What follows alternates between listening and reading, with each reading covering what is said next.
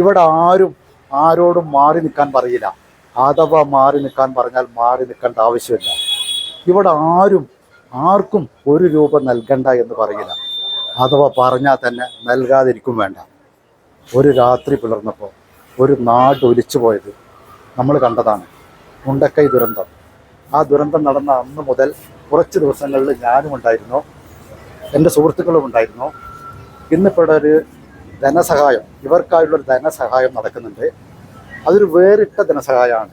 വേറിട്ട എന്ന് പറയാൻ കാരണം 60 വയസ്സിന് മുകളിൽ പ്രായമുള്ളവരാണ്, അവർക്കുള്ളൊരു ധനസഹായം. അത് നൽകുന്ന ആരാന്നറിയോ?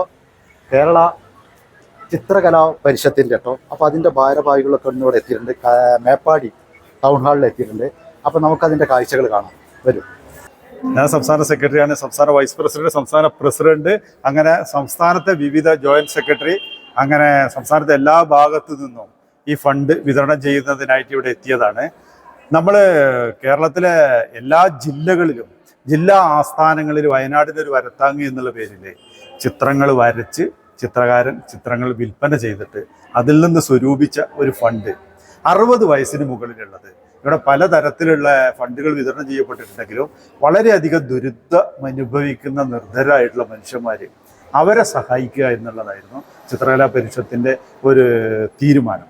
അത് പ്രകാരമാണ് നമ്മൾ ഇത്തരത്തിൽ ഒരു ഇന്നിവിടെ വിതരണം ചെയ്തിട്ടുള്ളത്.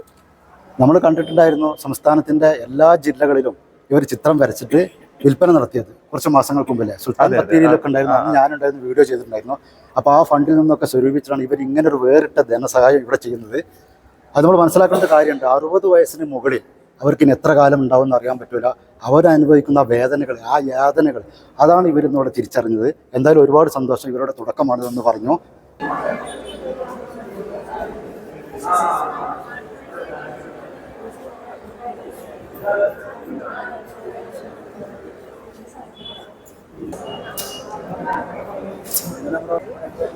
നമ്മളിൽ നിന്ന് പിരിഞ്ഞു പോയ മുമ്പിൽ ഒരു മിനിറ്റ് നമുക്ക് ഒന്ന് ഒരു മൗനമായിട്ട്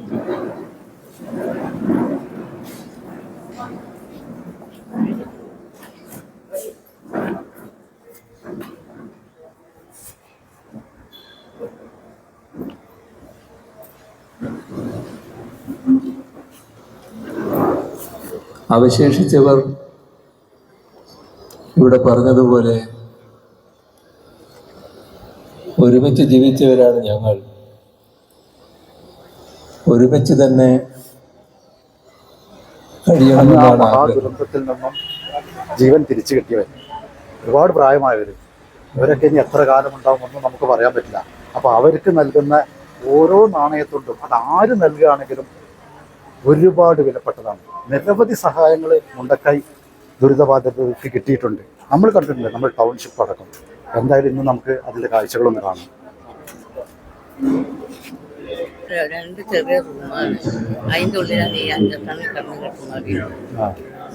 സ്ഥലം തീരല്ല. അപ്പോൾ അവിടുത്തെ വീട് കിട്ടിയില്ലേ? അവിടെ കൽപ്പറ്റ ടൗൺഷിപ്പിൽ ചാവി കിട്ടിയതിൻ്റെ 178 ഉണ്ടായിരുന്നു ആ വീടിലാ ആണില്ലേ? അപ്പൊ എപ്പോഴാണ് മാറുന്ന പറഞ്ഞത്? ആണല്ലേ? കിട്ടിയിട്ടുണ്ടല്ലേ? അപ്പൊ ഇവർക്ക് കൽപ്പറ്റ ടൗൺഷിപ്പിൽ വീട് കിട്ടിയിട്ടുണ്ട് അല്ലേ? എന്തായാലും ഈ ധനസഹായം കൈപ്പറ്റാൻ വന്നാണ്. അപ്പോൾ എല്ലാവരും പിരിഞ്ഞു പോവുകയാണ്. ഒരുപാട് വേദന ഉണ്ട്, പക്ഷെ എന്തായാലും നമുക്കിതിൽ ഉൾക്കൊള്ളാതിരിക്കാൻ പറ്റില്ലല്ലോ. കേരളത്തിന്റെ പല ഭാഗത്തും എത്തിയിട്ടുള്ള ചിത്രകലാ പരിഷത്തിന്റെ പ്രവർത്തകർ ഇവിടെയുണ്ട്. ഞങ്ങൾ അവരിലേക്ക് വീടുകൾ സന്ദർശിച്ച് അവർക്ക് ഇതെല്ലാം ഇത് തന്നെ കഴിയും. ഒരാളിൽ നമുക്ക് നമ്മളുടെ ഇതുപോലെ വളരെ ദുഃഖകരമാണ്, അവിടെ നിന്ന് പോകുന്നത്. അപ്പൊ എന്തായാലും ചെറിയ ഞങ്ങളുടെ ഒരു ഉപഹാരം സ്വീകരിക്കാൻ വന്ന എല്ലാവരോടും നമുക്ക് വളരെയധികം നന്ദിയുണ്ട്. ഞങ്ങള് സാധാരണക്കാരാണ്. ഗവൺമെന്റും ലളിതകലാ അക്കാദമിയും പോലുള്ള വലിയ സ്ഥാപനങ്ങളൊക്കെ അവഗണിക്കപ്പെട്ട് സ്വതന്ത്രമായി ഒരു സർക്കാരേതര ഫണ്ടുകൾ ഒന്നും വാങ്ങാത്ത ഒരു സംഘടനയാണ് ചിത്രകലാ പരിഷത്ത്. ചിത്രകലാ പരിഷത്തിന്റെ പ്രവർത്തകർ എപ്പോഴും ഈ ദുരിതബാധിതർക്കൊപ്പമുണ്ട് എന്ന് മാത്രം അറിയിക്കുകയാണ്. 1 വർഷവും 8 മാസവുമായി നമ്മുടെ ഈ ദുരന്തം നടന്നു.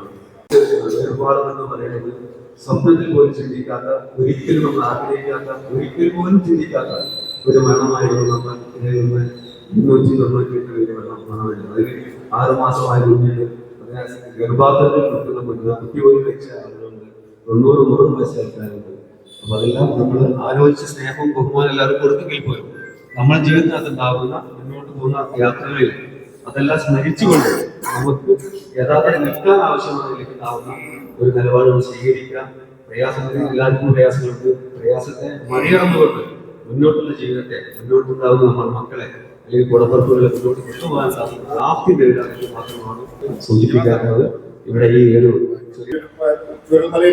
വ്യക്തിപരമായിട്ടുള്ള നഷ്ടത്തിലും അതിനൊന്നും നമുക്ക് ഒരു മനുഷ്യന്നുള്ള നിലയിൽ നമുക്ക് ഉള്ള എല്ലാ എന്താ പറയുക സഹതാപവും കൂടെ നിൽക്കാനൊക്കെ ശ്രമിക്കുമ്പോൾ അതല്ലാത്ത രീതിയിൽ നമ്മൾ പല രീതിയിൽ പഠനങ്ങൾക്കൊക്കെ ശ്രമിച്ചിട്ടുണ്ട്.